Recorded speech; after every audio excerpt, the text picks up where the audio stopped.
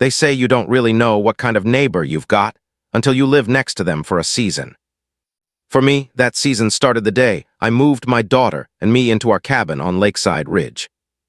The ridge was supposed to be quiet. It was supposed to be safe. That's why I picked it. After my wife passed 2 years earlier, all I wanted was a place where my daughter could heal, breathe, and be a kid again. The cabins on the ridge weren't extravagant, at least most of them weren't. Wooden frames, wraparound porches, stone chimneys that puffed smoke in the winters.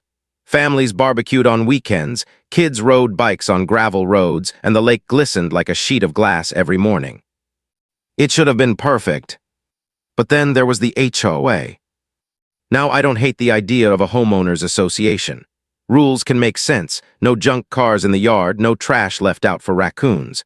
But this HOA wasn't about keeping the neighborhood tidy. It was about power. And that power had a face, one that wore designer sunglasses even when the sky was overcast. Her name was Karen Whitmore. Karen was the self-elected queen of Lakeside Ridge. Mid-40s, bleach blonde hair stiff with spray, always dressed in tennis skirts even though I never once saw her on a court. She was the type who thought every conversation was a stage and every neighbor her audience. And she had a son. Tyler, 15, tall for his age with a mop of shaggy hair and a smirk that seemed permanently glued on. He strutted around the neighborhood like he owned it, and why wouldn't he? His mother backed him in everything. If he got caught spray painting the old boathouse, it was boys will be boys. If he cursed at one of the elderly residents, Karen somehow spun it into their fault for provoking him. I noticed him the very first week we moved in. It was late summer, the kind of evening where the cicadas whine loud enough to drown out your own thoughts. My daughter Emily was out by the tree line, tossing a ball for our dog, Scout. She was 12, quiet, thoughtful, the kind of kid who preferred sketching in her notebook to screaming around on dirt bikes. That's when Tyler rode up on his mountain bike. From the porch, I could see it all. He circled her like a vulture, making wide loops in the dirt, calling things I couldn't quite make out. Emily looked uncomfortable. She hugged her sketchbook to her chest when he leaned in too close. Then, with a grin, he snatched the ball from her hand, tossed it into the woods, and pedaled off laughing.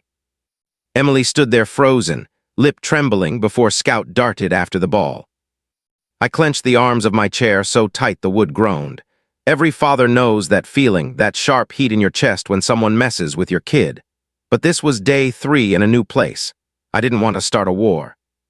So I called out, steady but loud, "Emily, come inside, dinner's ready." She trudged back, keeping her eyes on the ground. That night I asked her what he'd said. She shrugged. Just names, dumb stuff. She didn't want to repeat them. But I could tell by the way she avoided my eyes. The way her hand shook when she held her fork, it wasn't just dumb stuff. The next week, I learned just how deep Karen's claws ran. It started with a letter, not in the mailbox, mind you, taped right to my door.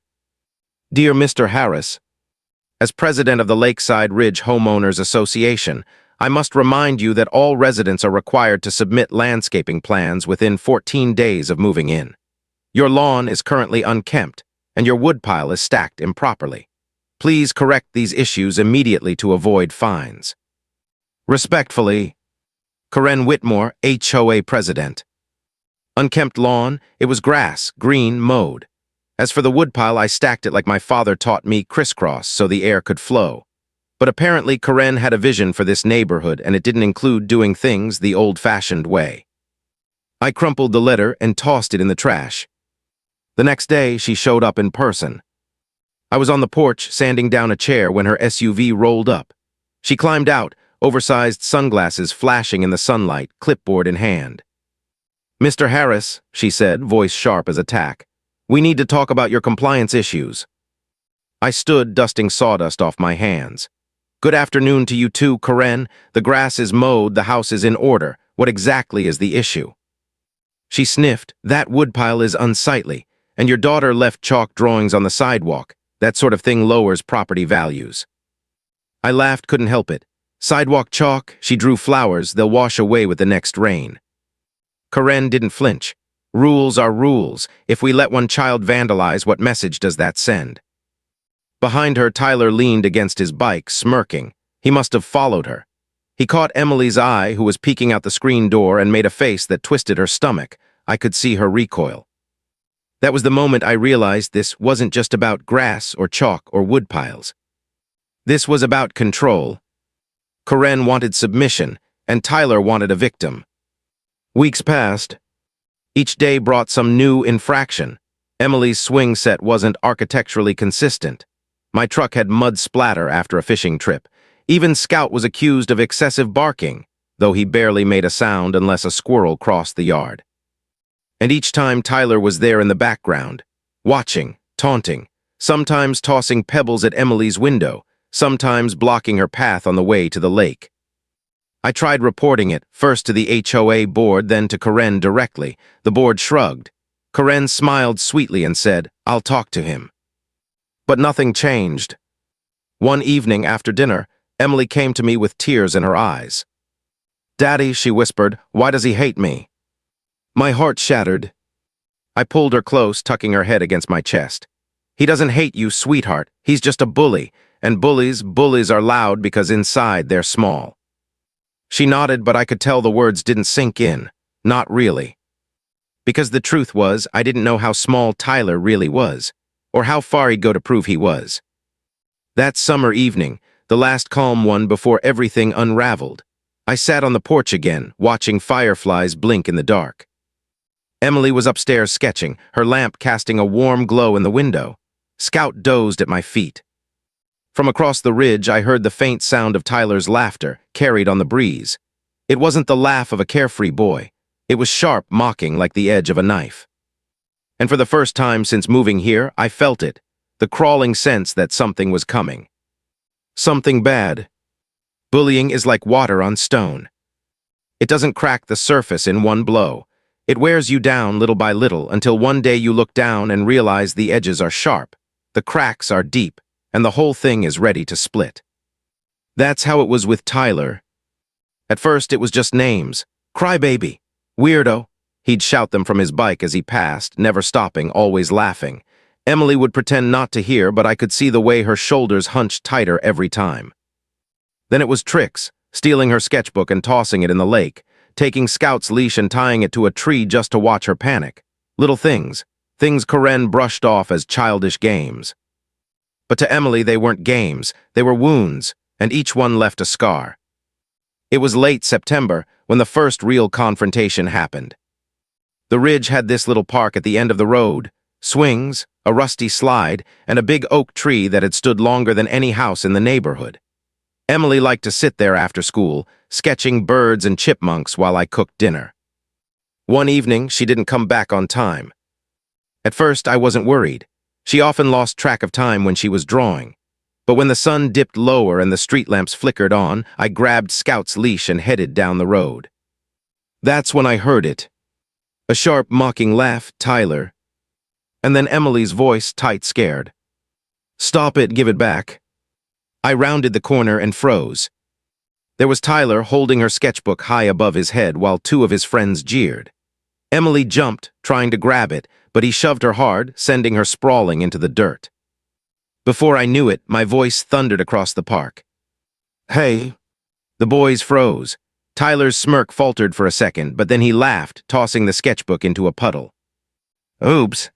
I strode across the grass, fists clenched. My voice was low, steady, the kind of tone that made grown men think twice.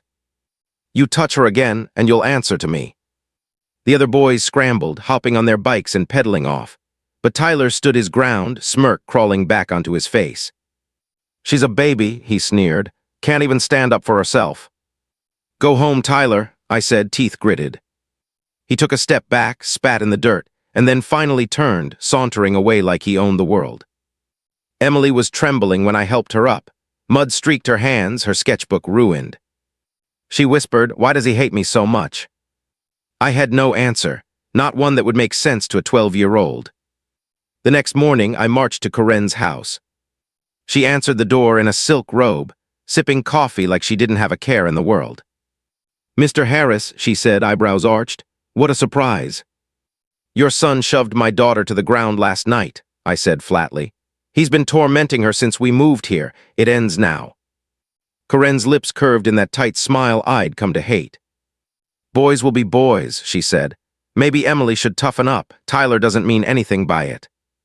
She's 12, I snapped. She's not your son's punching bag. Corinne's eyes narrowed. Careful, Mr. Harris. Accusing children of things they didn't do can be considered harassment, and the HOA board takes harassment very seriously.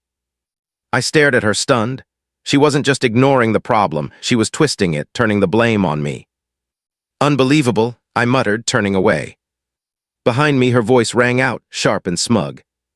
You can't win this, Mr. Harris, not here. The days that followed felt like walking on glass. Tyler doubled down. He left dead fish on our porch, rang the doorbell at midnight, scribbled crude drawings on our mailbox. Emily started refusing to go outside. She'd sit in her room for hours, staring at blank pages, pencil unmoving in her hand. I tried again with the HOA board. 3 men and 2 women, all neatly dressed, sitting behind a long table in the clubhouse. I laid out everything, every incident, every threat, every ruined sketchbook. When I finished, the chairman, a man named Walter Briggs, cleared his throat. Mr. Harris, we understand your concerns, but we've known Corinne and her family for years. Tyler's a good kid at heart. Perhaps this is just a misunderstanding between children. A misunderstanding, I shot back. He pushed her to the ground, he left dead animals on our porch. How is that a misunderstanding? Walter adjusted his tie. There's no proof. Unless you can provide concrete evidence, our hands are tied. I left the meeting boiling with rage. Proof, that was their shield. They didn't want to act because it was easier to pretend nothing was wrong. That night I bought cameras. I mounted them on the porch by the garage, even a small one angled toward the yard. If they wanted proof, I'd get proof. It didn't take long. A week later, the cameras caught Tyler creeping across the yard at dusk. He spray-painted "loser" in red across our fence, then bolted. Finally, evidence. I printed the stills and marched to the HOA meeting the next evening. Slapped them on the table. Proof, I said coldly. The board shifted uncomfortably. Walter squinted at the photos. Well, this does look bad, but vandalism is a matter for parents, not the board. Then tell her, I demanded, tell Corinne to control her son. But before they could answer, a voice cut through the room. Corinne. She'd been standing in the doorway, arms crossed, Tyler at her side. My son doesn't vandalize, she said icily. Those photos could be doctored, and even if they weren't, perhaps Mr. Harris should ask himself why he's filming neighborhood children. Gasps rippled through the board. She'd flipped it again. Now I was the villain for protecting my daughter. Walter coughed. Perhaps this isn't the place to resolve such disputes. We'll revisit this at a later time. And just like that, they brushed it under the rug. That night, Emily cried herself to sleep. I sat by her bed, stroking her hair, whispering promises I wasn't sure I could keep. It's going to be okay, sweetheart. I won't let him hurt you again. But in the dark, I wondered if I'd already failed her. Because if a boy like Tyler felt untouchable, how far would he go to prove it? And how long before something happened that couldn't be undone? Every parent has that one nightmare that creeps in when the house goes quiet. The fear that your child is in danger, and you didn't see it coming. For me, that nightmare became real on a crisp October afternoon. The day started out calm enough. Emily had been smiling for the first time in weeks. She'd gotten a letter from her old art teacher back in town, encouraging her to keep drawing. I saw a little light flicker back in her eyes, and it gave me hope. Why don't you take Scout down to the lake? I suggested. Fresh air might do you good. She hesitated but finally nodded, just for a little while. I watched her walk down the gravel road, her backpack bouncing against her shoulders, Scout trotting happily at her side. She looked like a kid again. I didn't know it would be hours before I saw her safe again. It started with silence. The sun slipped lower, dinner time came and went, still no Emily. I told myself not to panic. She loved exploring, maybe she'd wandered a little further than usual. But when Scout came tearing back up the road without her, leash dragging behind, my blood turned to ice. Emily, I called, voice cracking. No answer. I grabbed a flashlight and ran. The woods around the ridge were dense, the kind where shadows doubled back on themselves. My boots crunched over leaves, heart hammering against my ribs. Then through the trees I heard it. A muffled cry, faint, choked. Dad. I sprinted toward the sound, branches whipping my arms. And then I saw her, tied to a tree. Her wrists bound with thick rope, ankles lashed together, tape over her mouth. Tears streaked her dirt-stained face. Her backpack lay ripped open on the ground, sketchbooks scattered like fallen leaves. For 1 second, the world stopped. My vision tunneled. The only thing I saw was my little girl struggling against those ropes. I ripped the tape from her mouth. She gasped, sobbing. "Dad, he." Her words broke off in a wail. I cut her loose with the pocket knife I always carried, hands shaking so hard I nearly dropped it. When she was free, she collapsed into my arms, body trembling. "Who did this?" I asked, though in my gut I already knew. She buried her face in my chest, voice muffled. "Tyler and his friends. They said I needed to learn my place." I don't remember the walk back to the cabin. It was all a blur of rage, fear, and disbelief. By the time we got home, Emily had cried herself silent, clinging to me like if she let go, the world would swallow her whole. I tucked her into bed, promised her she was safe now, and stood in the hallway shaking so hard I could barely breathe. This wasn't bullying anymore. This was cruelty. This was a crime. And I was done playing nice. The next morning, I stormed straight to Corinne's house. She opened the door in her immaculate tennis outfit, sipping a smoothie like it was any other day. "Mr. Harris," she said coolly, "you look upset." "Your son tied my daughter to a tree," I growled. "He assaulted her. This ends now." Corinne didn't flinch, didn't even blink. "Children exaggerate," she said lightly. "I'm sure it was just a prank gone too far." A prank? My fists clenched so tight my knuckles went white. She was tied up like an animal. She could have been hurt. She could have. Corinne cut me off, her voice icy. "If you accuse my son of something so outrageous again, I'll be forced to take legal action. Do you understand?" Behind her, Tyler appeared at the top of the stairs. He leaned against the railing, smirk plastered across his face. He made a mock crying gesture, rubbing his eyes, then mimed tying a knot. My vision blurred red. I took a step forward, but Corinne blocked the doorway. "Leave my property, Mr. Harris, now." For a moment, I stood there trembling with the urge to shove past her, drag that smug boy down the stairs, and make him face what he'd done.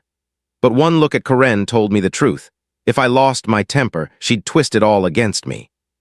So I turned on my heel and walked away, every step heavier than the last. That evening, I called the sheriff's office. 2 deputies came out, took statements, looked at the rope burns on Emily's wrists. I thought, finally, justice. But then one of them sighed, closing his notebook. "Without witnesses, sir, it's her word against his. Unless we can prove intent, it'll get thrown out." "She was tied to a tree," I shouted. "What more do you need?"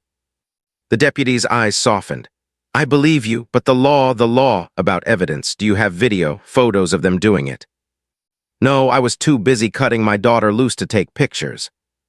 He winced. "I get it, but our hands are tied. We'll file a report, but don't expect much." And just like that, they left. That night, Emily sat on her bed, staring blankly at the wall. Am I bad, Daddy?" she whispered. My chest caved in. "What? No, why would you think that?" "Because maybe if I wasn't so weird, he wouldn't hate me." I dropped to my knees beside her, gripping her hands. "Listen to me, you are good, you are kind, you're the best thing in my life. What Tyler did, that's about him, not you, you hear me?" Tears spilled down her cheeks. "But everyone believes him, no one believes me." I pulled her into my arms, holding her tight. My voice cracked, but I made a promise all the same. "I believe you, and I swear one day everyone else will too." The days that followed were a blur of whispers. Word spread fast in the ridge. Some neighbors glanced at me with pity, others with suspicion. I could hear fragments of gossip when I passed. Overprotective father, kids being dramatic. Corinne says it was just a game. And Tyler, he strutted through the neighborhood bolder than ever, like tying up a 12-year-old was some badge of honor. His friends laughed louder, rode their bikes faster, blocked Emily's path whenever she dared step outside. The board stayed silent. The sheriff's report went nowhere. It felt like we were living in a prison built from lies, and Corinne held the keys. But what none of them knew, what even I didn't know yet, was that someone else was watching, someone who wouldn't brush this off. Someone who had once dealt with bullies of a very different kind, on battlefields far from Lakeside Ridge. And when he stepped out of the shadows, everything would change. There comes a point where anger hardens into resolve, where the fire in your chest stops burning wild and starts burning cold. That's where I was. After the tree incident, after the deputies shrugged, after the HOA closed ranks around Karen, I realized something simple. No one was coming to help us. If Emily was going to be safe, I'd have to stand up alone. The next HOA meeting was packed. Word had spread about the incident, though depending on who you asked, it was either an assault or a silly prank. Neighbors whispered as I walked in with Emily at my side. Some looked away, ashamed. Others smirked, already swallowed whole by Karen's narrative. Karen sat at the head of the table, pearls around her neck. Tyler slouched smugly beside her. She tapped a stack of papers like a judge about to hand down a sentence. Walter Briggs cleared his throat. "Mr. Harris, you've requested the floor." I stood tall, voice steady. My daughter was tied to a tree and humiliated. That's not a prank, that's abuse. And it happened here in this neighborhood. I want accountability. I want this board to do its job. Gasps and murmurs, eyes darting to Karen. Karen gave her trademark tight smile. My son would never do such a thing. These are wild accusations from a man who's been hostile to the HOA since the day he arrived. Tyler leaned forward, grinning. Yeah, maybe she tied herself up. Ever think of that? Laughter rippled through a few of the teenagers in the back. Emily flinched, shrinking against me. My fists clenched at my sides. You think this is funny? You scarred her. Karen's eyes hardened. Careful, Mr. Harris. Threats against my family won't end well for you. The room erupted into arguments. Neighbors shouting, kids laughing, the board trying to regain control. And then the door opened. Silence fell like a curtain. A man stepped inside. He wasn't flashy, wore plain jeans, a faded jacket, boots that had seen miles of dirt and dust. His hair was gray at the temples, his jaw set like stone. He carried himself with a kind of quiet authority that didn't need words to announce it. Karen's face went pale. Dad. The man's eyes swept the room, hard and sharp. When they landed on Tyler, the boy actually flinched. Is it true? His voice was low, gravelly, every syllable cutting through the silence. You tied a girl to a tree. Tyler swallowed, the smirk gone. It was just a joke. Answer me straight. Tyler's voice shrank to a whisper. Yes. The man's jaw tightened. He turned to Karen. And you? Karen straightened, but her voice cracked. Dad, he's just a boy. They're exaggerating. His gaze pinned her like a nail. I didn't ask for excuses. I asked if you defended this. For the first time since I'd known her, Karen faltered. Her words tangled, her poise slipping. I didn't think it was that serious. The man exhaled through his nose, a sound heavy with disappointment. He reached into his jacket and pulled out a worn leather wallet, flipped it open. The room collectively leaned forward. Inside, glinting under the fluorescent lights, was a badge. Not police, not sheriff. Military. Special Operations, Delta Force. Gasps rippled through the room. He snapped the wallet shut, tucking it away. I've spent my life dealing with men who think strength is about cruelty, who think power is about making others afraid. His eyes bore into Tyler, then swept the room. And I'll tell you what I learned, that's not strength, that's weakness, and it gets people hurt. The silence that followed was suffocating. Even Walter, usually a bumbling apologist, looked rattled. The man stepped closer to Tyler, voice like steel. You don't tie up little girls, you don't torment the weak, you don't dishonor your family name with cowardice. Tyler's head dropped. He didn't smirk, he didn't laugh. For once he looked like the child he still was, scared, small, caught in a storm he didn't understand. Karen tried to intervene. Dad, please, not here. He cut her off with a single raised hand. I should have stepped in years ago. I thought you could handle raising him. I see now I was wrong. His voice lowered, but somehow it carried even stronger. From this day forward, this boy answers to me. The board sat frozen. Neighbors exchanged wide-eyed glances. No one dared laugh now. I stepped forward, heart pounding. Sir, your grandson nearly broke my daughter. What are you going to do about it? His eyes met mine. For the first time, his face softened, not much, but enough. First, I'm going to apologize. To you, to your daughter. What she went through, no child should. Then he turned back to Tyler. And second, I'm going to make sure this boy learns what responsibility means, what honor means. And if I have to break him down to build him back up, then so be it. Karen's mouth opened and closed like a fish out of water. Dad, you can't just... Yes, I can, he said, and I will because clearly you won't. Her face twisted, pride battling with shame, but she had no ground left. The badge had spoken louder than her words ever could. For the first time, the Queen of Lakeside Ridge had been dethroned. When the meeting adjourned, the neighbors filed out in hushed silence. No laughter now, no whispers of prank or exaggeration, just wide eyes and shaken heads. I lingered near the door with Emily, who clutched my arm like she was afraid it was all a dream. The man approached us slowly, his footsteps measured. He looked down at Emily, his weathered face softening again. I'm sorry, young lady, for what he did, for what she allowed. You deserved better. Emily's lip trembled. She nodded, whispering, thank you. He placed a hand on my shoulder, grip firm, steady. She'll be safe now, I'll see to it. I searched his eyes, and for the first time in months, I felt something I thought I'd lost in this neighborhood, trust. That night back at the cabin, Emily asked me a question. Daddy, do you think he means it? Do you think Tyler will stop? I tucked her in, brushing hair from her face. I don't know, sweetheart, but I think, for the first time, someone who can make him stop is finally here. She closed her eyes, a little lighter than before. And as I sat there in the dark, I realized something. Sometimes justice doesn't come from courts or cops or committees.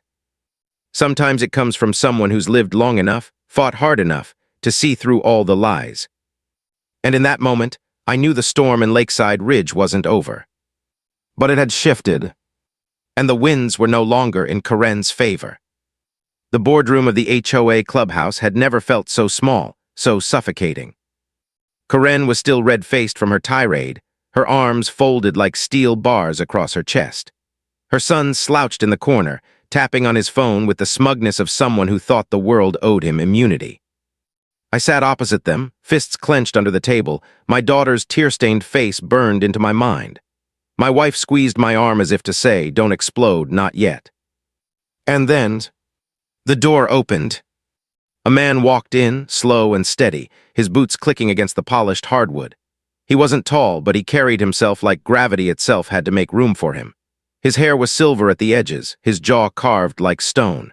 He wore a plain black jacket, weathered jeans, and eyes that seemed to size up every person in the room in half a second. Karen froze, her mouth opened, but no words came. Dad, she whispered. The man didn't answer her. Instead, he stepped closer to the table and pulled out the chair at the head of it. He didn't ask permission. He didn't need to.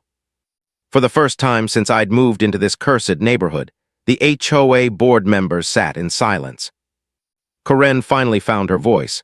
Dad, you don't understand. This isn't your business. He leveled a look at her that made even the smug son lower his phone. Karen, when a child ties another to a tree, it is my business. When a community excuses it, it becomes my responsibility. I swallowed hard. Something about his voice was different. It wasn't just the authority. It was precision, measured, like a man who had commanded people in situations where hesitation cost lives. Karen scoffed, but her words wavered. You don't know what he's done, Dad. He's been trying to turn everyone against me, against us. The man turned his gaze toward me. For the first time, I felt seen, not as a nuisance neighbor, not as a problem to be silenced, but as a father trying to protect his daughter. Is that true? He asked. I spoke carefully. No, sir, all I ever wanted was peace, but your grandson crossed a line. My daughter could have been seriously hurt, and your daughter, I looked at Karen, who bristled, did nothing to stop it. Silence. Then the man stood. Slowly, deliberately, he reached into his jacket pocket. The board leaned forward. Karen stiffened. Even her son stopped smirking. He placed something on the table. A badge. Not polished for show, not ceremonial, worn with scratches across its face, but unmistakable. The small golden crest glinted under the overhead lights. United States Army Delta Force. A chill spread through the room. One of the board members whispered, "Oh my God." Corinne's face went pale. Her son blinked, confusion replacing arrogance. The man let the badge sit there, its weight filling every corner of the room. Then he spoke. "My name doesn't matter, but this does." He tapped the badge with 2 fingers. "I've spent my life facing men who thought rules didn't apply to them, who thought power meant freedom from consequences. I buried friends because of people like that." He turned to Corinne's son. "Boy, tying a girl to a tree isn't mischief. It isn't a prank. It's cruelty. And cruelty left unchecked grows into something much darker. I won't allow that in my family." The kid tried to mutter something, some excuse, some deflection, but his grandfather's stare shut him down before the words left his mouth. Then he turned to Corinne, his own daughter. "You were raised better than this. You think an HOA title makes you a queen? It makes you responsible. It means you protect the people who live here, not torment them. You failed as a neighbor, and worse, you failed as a mother." Corinne's lips trembled. For once she had no venom, no smirk, just silence. He looked back at me. "Sir, on behalf of my bloodline, I apologize to you and your daughter. She should never have suffered this, and she won't again." My throat tightened. I nodded, words failing me. The HOA board shuffled in their seats. One of them finally cleared his throat. "Mr. Sir, what do you propose?" The man leaned forward, voice low but commanding. "Here, what's going to happen? My grandson will publicly apologize to the girl he wronged. My daughter will step down from her HOA position effective immediately. And this board will review its priorities, because if you spend more time policing mailbox paint than protecting children, you've lost your purpose." No one argued, no one dared. Corinne's face collapsed as though the floor had given out beneath her. Her son swallowed hard, tears welling as the gravity of it all finally sank in. The man gathered his badge, slipped it back into his pocket, and stood. "I won't be back, but you'll remember this." And then he left. No slamming of doors, no theatrics. Just the quiet weight of a storm that had passed through and rearranged everything in its wake. The following week, true to his word, Corinne resigned. Her son knocked on my door one afternoon, his eyes red, his voice shaking as he apologized to my daughter. She listened, arms folded, and finally gave a short nod before walking away. It wasn't forgiveness, but it was a start. The neighborhood changed after that. The HOA board grew quieter, less intrusive. Rules still existed, but with perspective. And Corinne? She kept to herself, her empire of control dismantled not by me, not by lawyers, but by the one man she couldn't out-talk, out-maneuver, or out-shame. Her father, the Delta who reminded everyone what true authority looked like. And every time I saw my daughter playing freely again in the yard, her laughter carried by the wind, I thought back to that badge on the table. A symbol not just of service, but of discipline, of integrity, of a code stronger than any HOA bylaw. The day Justice came in silence, with steel in his eyes. "You've heard this confession, now wait until you hear the next one, the truth that shatters everything you thought you knew."